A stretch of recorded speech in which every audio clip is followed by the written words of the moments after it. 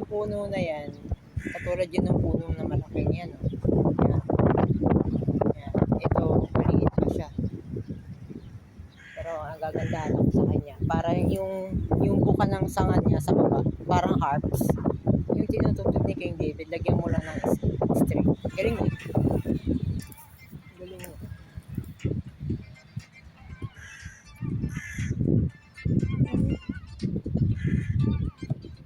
Ang ganda niya. Maganda umakyat dun, no? Yung sa ibabaw niya, may upuan siya sa ibabaw. Gusto ko to, bumabali siya. Yan, no? May pansalupuwit. Kung gusto mo umupo, pwede ka umupo. Kakaiba yung punong ito. Ayan.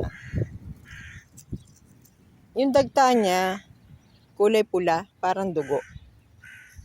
Parang ito yung ginagamit sa varnish.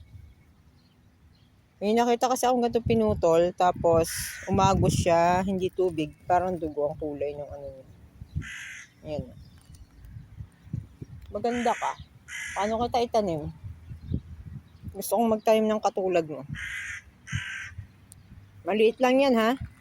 Halos sa 2 binti ko lang ang laki ng katawan. After 3 years, malaking laki na ng katawan ko yan. Ganda puno to. Ganda. Nagagandahan ako sa kanya. Paano ka patubuin? Gusto ko tang patubuin.